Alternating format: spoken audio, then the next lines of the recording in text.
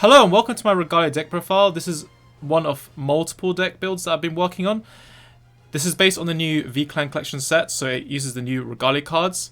I sort of tried to center a bit more around some of the units there, but also explain some of the benefits too while we go through this list. There will be a few other videos that I'm looking to also put up, so this won't be the only variant. However, this is a very nice, smooth one. I really like this list. So we'll start with this one. And to begin with, we play any V-Series starter, of course, it will do the same thing. This is something I will repeat in every single deck profile video. See, I almost just picked up too many cards here because these cards look very similar.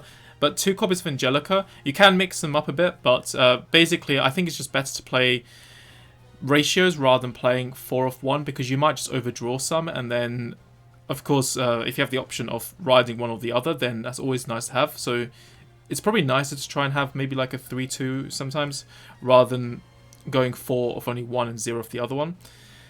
And quite often, usually either one's kind of okay, but it's important to also explain that Angelica is sort of like a high risk, high reward card in that Angelica can't actually plus cards. Well, the old one can from G series and even the break ride, but not the V series one. The V series one has no plussing power whatsoever.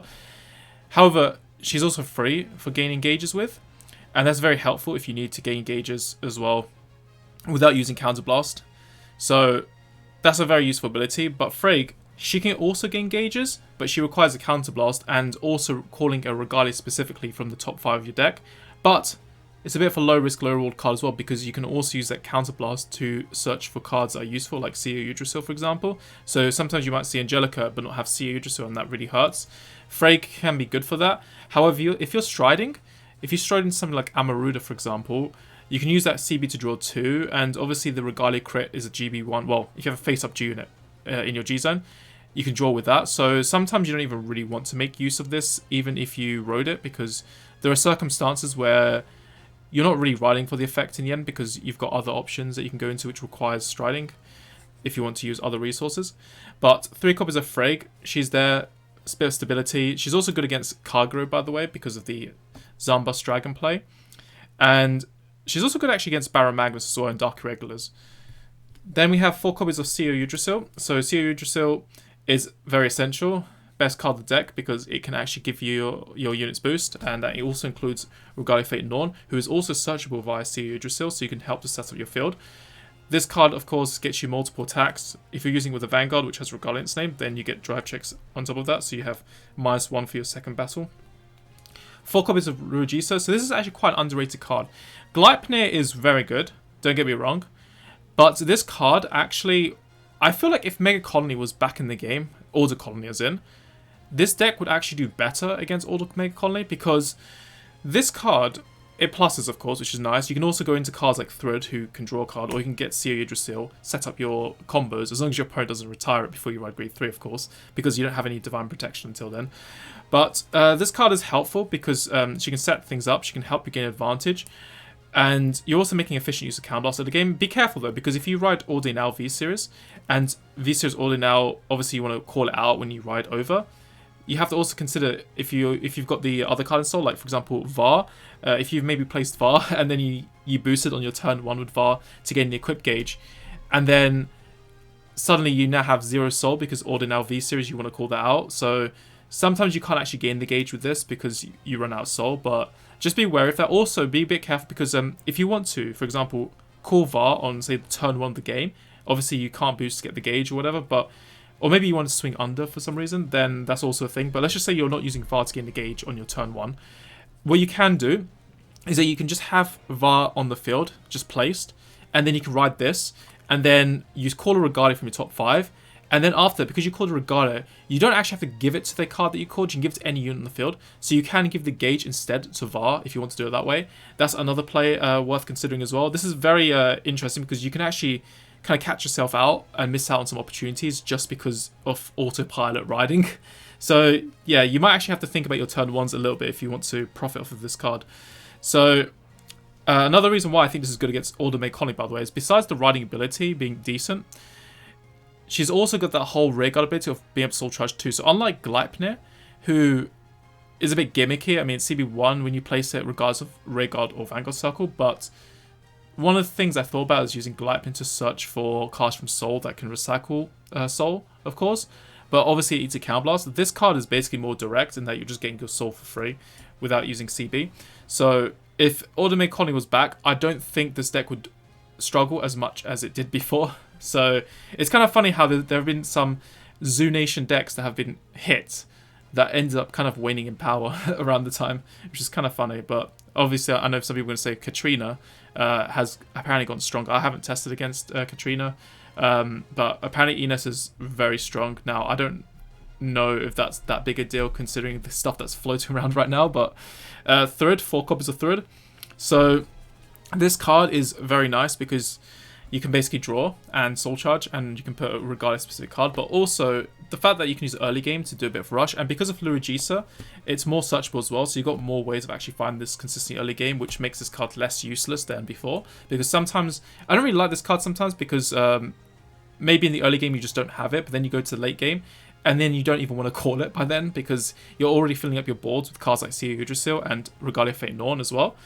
Then 4 copies of Jotun, because Recycle PGs are very useful. It can help you set up to protect yourself against Oracle Think Tank, or against anything that's kind of pressuring, and it's also hand advantage for you as well. Bit of card economy. It's got the Regalia, which is nice. 1 copy of Ordinal, but 3 copies of V-Series Ordinal. So I tried 4. The thing is that this card, you have to ride it for it to actually be that good. But then if you want to use it in the early game, like after you rode, sometimes I do see this just by riding a random grade 1 and then I just draw into this card. But sometimes I feel like I have too many copies of this. So like, for example, I might ride this and then I might ride, say, Lurigisa, or I might just have another one in my hand. But then I realize, oh wait, I don't have enough units I can boost in the first place. So, for example, you might already have this in hand and you might want to call this as well. And this card has to actually boost a Regalia name, by the way. So you can't actually boost Ordinal himself. So just bear that in mind. But yeah, I decided to go for 3-1 ratio just so that I don't oversaturate one side of it. But also, I wanted an anti-deck out card on top of that. So it kind of works kind of okay in the end, because, of course, a concern that would have been around is that, oh, wait, this card happens to be called Ordain Owl. If I play this, then that means I can't play this Ordain Owl. But no, actually, you can just ratio it around and it's still fine. It's actually kind of worth it. When you can compare that to Regalia Fate Norn, for example. Regalia Fate Norn, the original one, is a very good card, but obviously you have to play the new one because you need that pressure, so then you kind of miss out on the Soul Blast gain 5k on your Vanguard. There is a stand trigger that does the same thing, but of course that means you have to play a stand trigger. So that's that bit sorted. Very useful as well, because now we've got more grade 3 Regalias in the deck. There's 9 grade 3s, so if you want to play even more grade 3s, then all the power to this card. And then 4 copies of VAR. So VAR is very nice for counter charging and soul charging. It's more reliable now with soul charging this deck because of Lurigisa checking top 5, but also Lurigisa able to soul charge when placed on rearguard. So this is quite smooth in actually setting this card up as well, more reliably than ever before. Of course, now the format is kind of very fast, so you may never use the GB3, or you might actually have to just barely survive and not be able to stride next turn. That's also a thing that can happen. 2 copies of Tablet Angel. Honestly, you can maybe cut this to 1 and just play 2 Dreaming Dragon instead. Because Dreaming Dragon is quite nice if you place him on turn 3, because what you could do is you could do Marduk, which is Soul Blast 6. Then you can use 2 Regalia Fate Norns, discard 1 gauge, discard 1 from hand. You have 10 in your drop zone just like that. So you could bump this to 2 or 3 if you wanted to and take these out. Because this card, you never actually use it for the effect anyway, because it's a GB1 that works when you attack with the Vanguard, so that means you have to have it on the field during your battle phase, and this deck already has too many cards just like that, so this is probably like the last one I would choose to call between all the different options. I'd rather call Ordain Out or Thrid. And by the way, it's kind of funny that because, as I mentioned earlier, Seer Yggdrasil and Norn, they kind of occupy so many rearguard circles, and this is not an Axel deck, so you've already got very limited rears. In fact, even Dreaming Dragon, that's also a card you need to keep in your field as well during your battle phase. So there's actually quite a lot of stuff that competes for the battle phase space. So there are these times where you're just going to see cards in your hand and you decide not to call them because you've already got something else that does the same thing. So that is a thing to look out for and also take into account. But this is very handy. And I think Marduk is a big part of that. And also you can put back your over trigger as well, or your heals if you're very desperate and you don't think you can survive against your opponent's broken turn 4 play or something. 4 copies of the heal, so you can survive with it. Also nice against ripples, so that if they high roll you, you can give your Vanguard 10k power. 4 Stratus critical triggers. just so you can stride. You may notice there's no Regalia stride foils in this type of list, but you can play Regalia stride foils if you want to. And then there's Regalia crit, because I actually think the draw 1 ability is way too good. I know it's a 5k, but even then, like from a power perspective, it does give 3k and then draw. So if you do have 2 of these, you can make your CEO hit higher. But obviously, if you drive check it or damage check it it's only going to be 5. And same with Dreaming Dragon. But I think it's not as big a deal maybe in this current environment right now, damage triggers, because against Ripple, they have Valios. And Valios can just lock your Vanguard's power to 8k. So in some cases, these triggers don't really end up doing anything, or they might even stride Valios. But then MFD, well, quite useful to have 10 triggers against MFD, but even then, the reward isn't really that big because they just reset the turn anyway. So there are decks now that are popping up that aren't really making people as reliant on damage triggers as before. It's kind of a weird thing, but the environment right now doesn't really feel like it's as punishing on your triggers as, for example, the Nightmare Doll format, because Nightmare Doll definitely punishes you for damage checking 5ks. And then, of course, I played this over trigger because the Ket Sanctuary one can accidentally deck you out. But you could always use the Ket Sanctuary one with this if you have the GB3 active, because you can take away all your rearguard's drive checks with this card. Actually, if you notice the wording doesn't actually specify the Vanguard losing drives. It actually specifies the entire field. But 4 copies of Minerva, because you can use this both first and second stride, and it's free, there's no counterblast cost, and it's just really, really good. And then 1 Amaruda. So this card's actually better than it used to be. Not just Minerva, because the soul charging is more reliable, but also Amaruda. The thing is that with Gleipnir and things, it was kind of clunky, and finding cards to soul charge with was a bit trickier. But now with Amaruda, it's easier to actually reach 15 soul, because you don't just have Var now, you have Lurigis as well, but you also have cards like Thrud and now Ordain Owl in addition, which can also help you to push for soul as well. And you're not doing it in a way that's forced. The deck is basically just naturally working better with Amaruda, and that's helpful because you're against, say, Ripples, for example, and you want to Sentinel restrict them because they have Axel and they try to draw so many cards in their hand. Then you can just say, okay, well, you're not using your perfect guards for like at least 3 attacks now. So that's always helpful to have as well. So it gives you a bit more of a chance to close the game as well. And that's helpful. And it's also a multi-attacker, 10k crit, mass soul charge. Obviously, look out for deck out too.